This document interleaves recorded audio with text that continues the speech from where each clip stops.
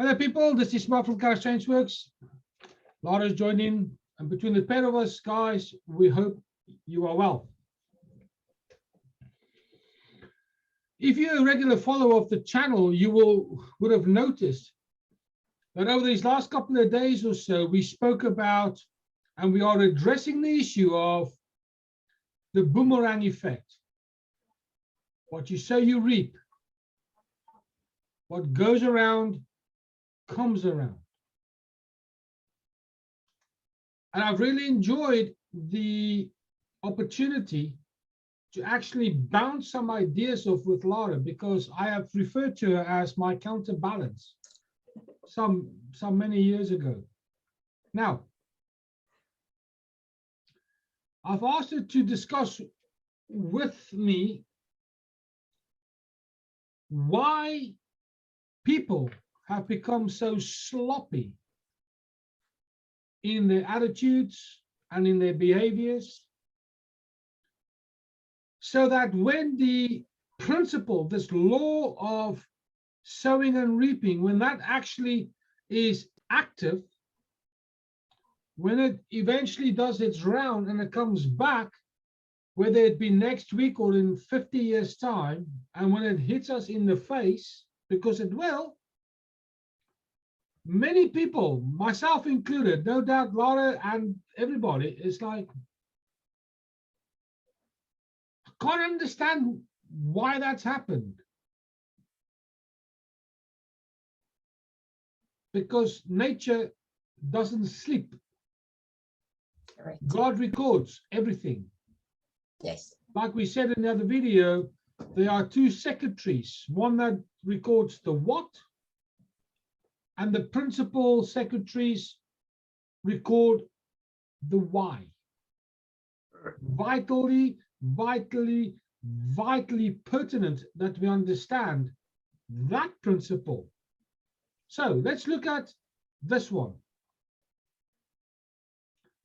Lara, why do you think people have become so sloppy in their day-to-day living or existence? What's your thoughts? Okay, there's a couple of reasons. I think social media has played a huge part. I think people have created this fake world, a fake reality of so-called friends online, and they project a fake reality of what is actually going on in their lives to keep up with everybody and the peer pressure and what society demands. I think that with lockdown, people have become more selfish. You know, at first the novelty was, oh, we're home with the family and we can spend time together and that. But as time goes on, you get into each other's faces and you become more selfish. And you don't want to spend that time. You don't want to have your own time, and you become very selfish. And I also think that as a result of that, people are they don't have the interpersonal skills required to actually deal with people anymore, and you don't have that social interaction. So that emotional quotient is out the window. You don't know how to handle things. So you become more selfish because it's not according to what you want or how you want things to be done. Yeah. So it's very selfish, and compared to years ago, what was right is wrong now, and what is wrong then is right now. So you've got this whole different world to deal with, and people are selfish. They've become, if you don't tolerate what they want or what they expect you to react to them with things, they throw their toys out the cot because they're snowflakes. Yeah, that's my opinion. Yeah, you're right. In fact, we made 2 videos regarding that. Did we not? So yeah, we did. Snowflake Society, so super sensitive, can't handle a little bit of honest feedback or honesty. Full stop, folks. Tell me if I'm right. Tell me if I'm wrong. Whether we as a channel are right. Tell us. I want to know.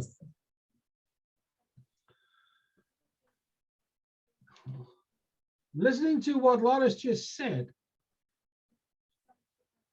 I just want to add my bit here is, she mentioned that the world, we had a certain standard. this is right. And that world now, sadly, doesn't exist, because 20, 30, 40 years ago, what was right is now wrong.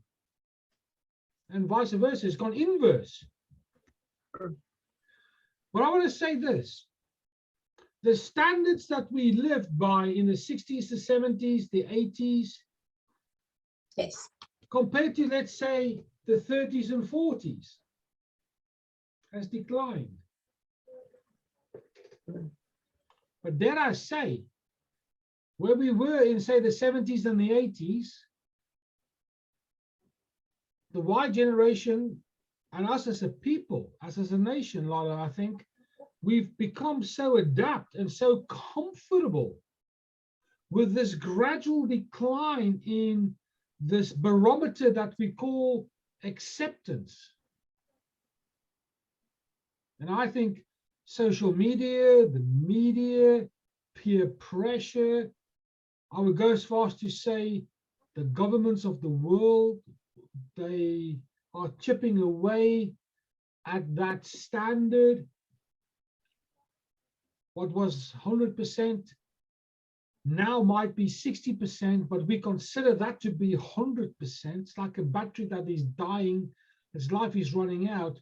So when you charge it to 50%, it says 100, but in reality, all those cells are fused together with all kinds of stuff, and it doesn't work as well because over wear and tear and time, it's eroded those cells. And I think what's happening is COVID, lockdown, social media, the media has justified how we've declined as a society over many years. A little bit like how a NARC works. You and I, we both have real life experience on how NARC degrades you a little bit at a time, with consent, Correct. of course. You know this, I do too. Yes, yes, yes. And I think what's happening is we've declined, and it's been okay. It's been okayed even. Correct.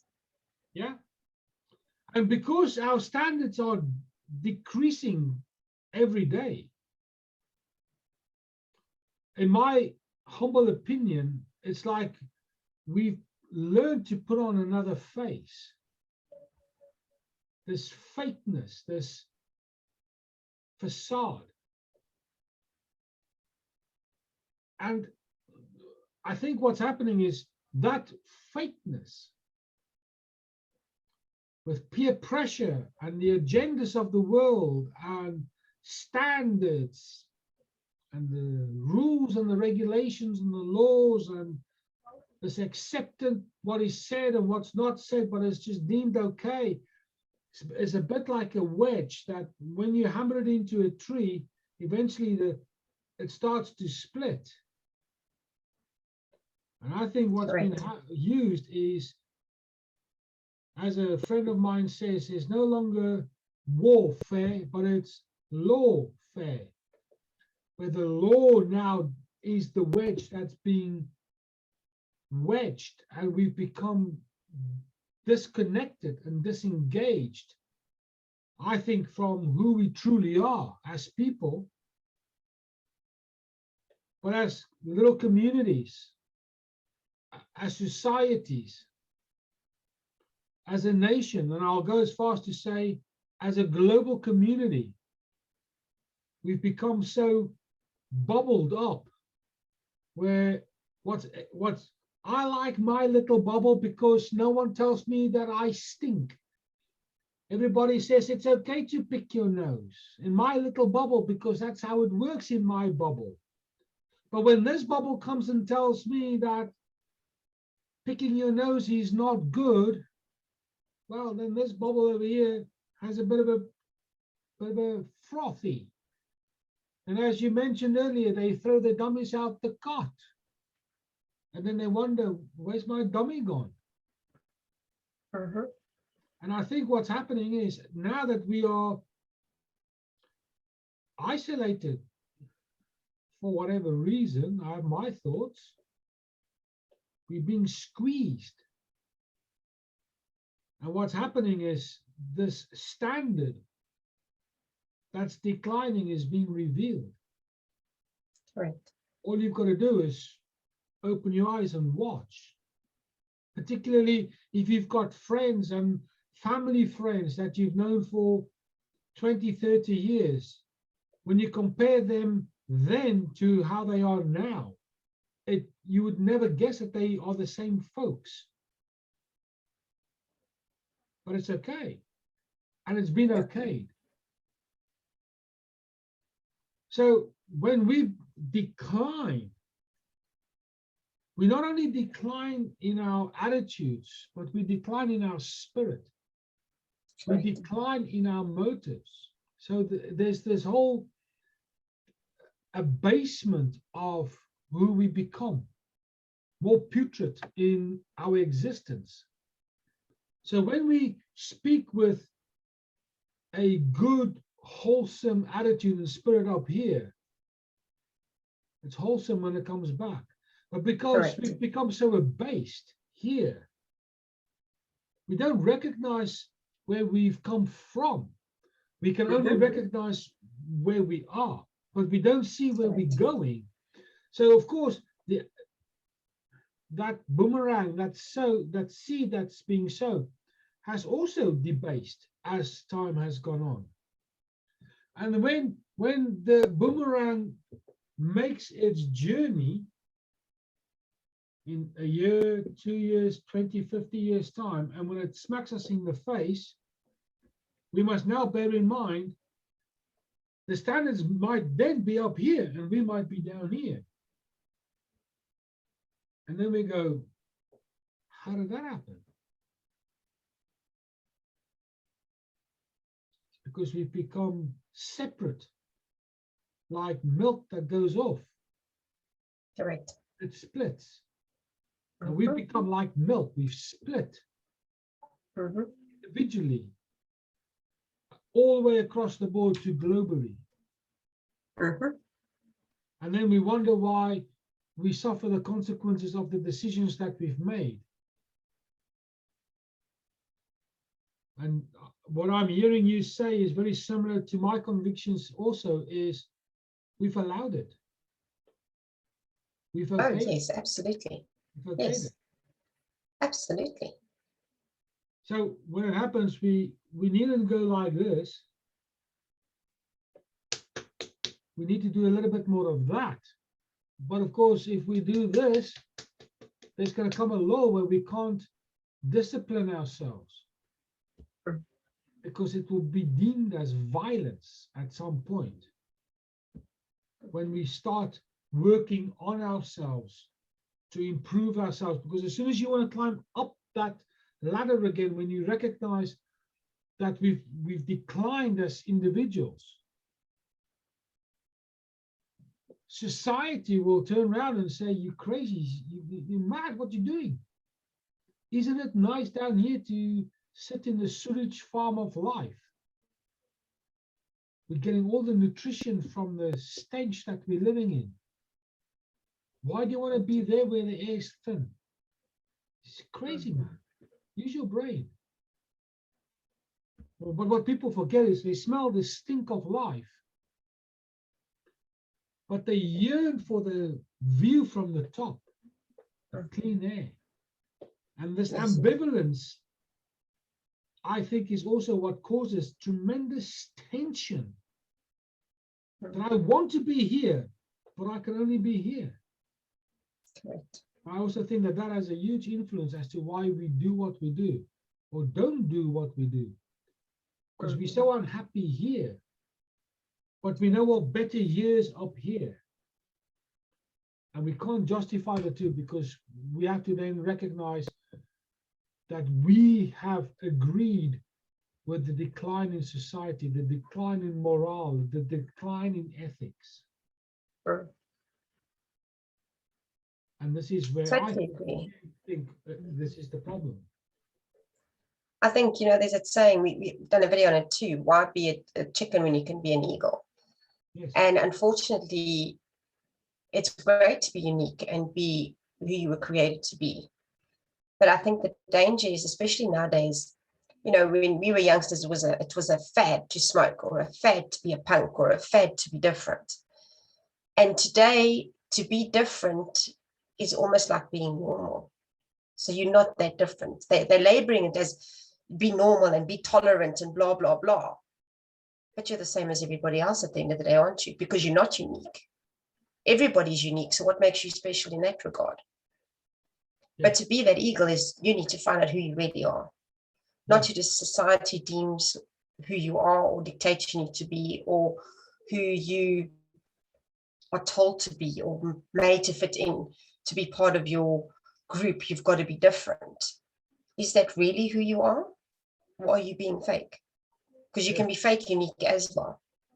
You've got to be true to yourself. And to be that eagle, it's the only way is to be true to yourself, to what your personal beliefs are, what your morals are, what your standards are.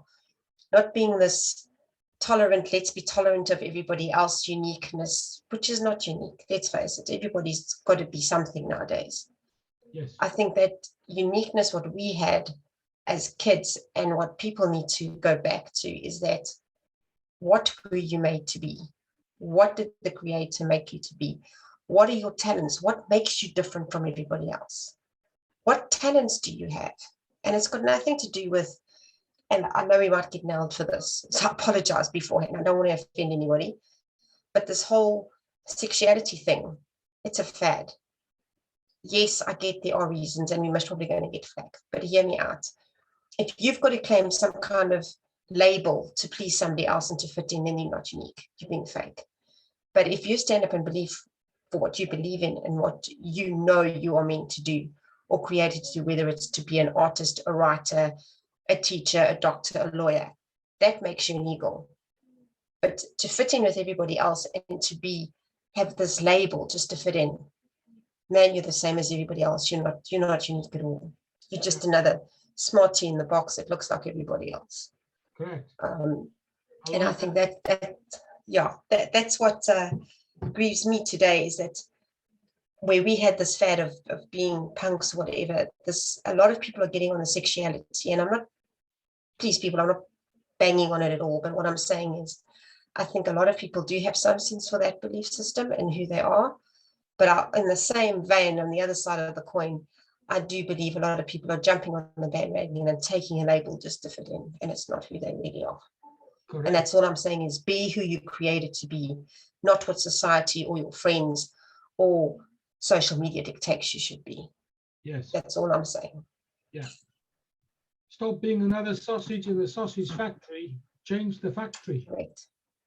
Correct. Yeah. And I think that's part of the problem. I agree. So there you go, folks.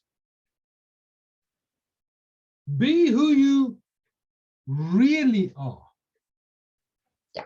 Not who you are really told to be. Correct. Here's my advice, and I'm sure that Lara will have similar ideas. Find out who you are. Find out what you were made to be and what you were made to do. Find out what motivates you. Find out what you're about. And then do that with purpose. That's the only way that you will metamorphosize from a chicken that is happy to pick seeds on a stinky, dirty farm floor and become that eagle that will only be happy and satisfied with fresh meat that is killed at that time, where you will soar above the issues that we are discussing on this channel, where you will become uniquely you in a world of other uniquely thems. Correct.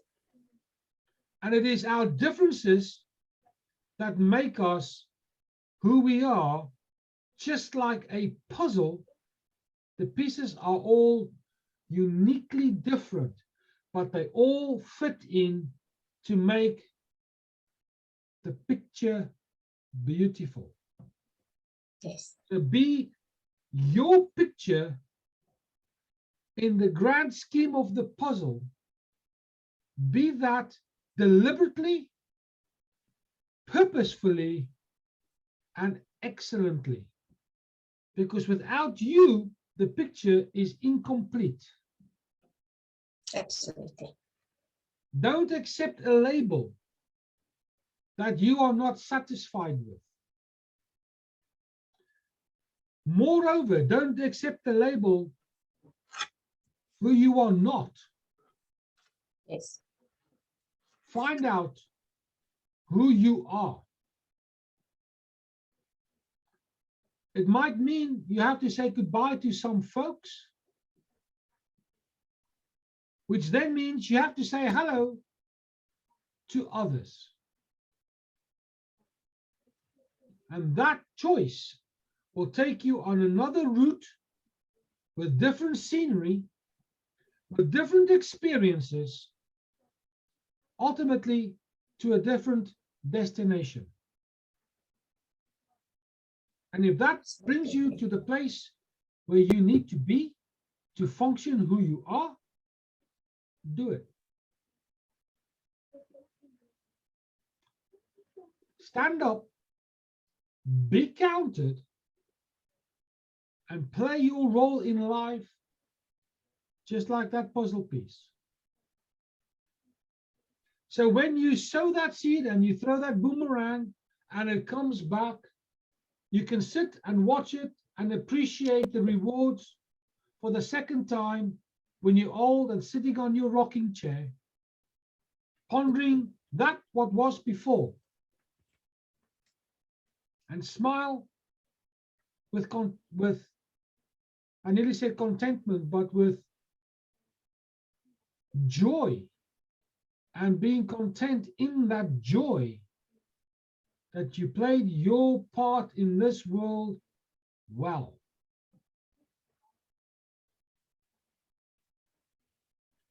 The universe does not sleep. Those secretaries are awake 24 hours a day in our time. One records the what, the other records the why. But my friend, let me tell you, when that thing comes back, we don't want that. I would much rather go, yay. It's been worthwhile. I said on another video, the things that money cannot buy is what is the most precious commodity.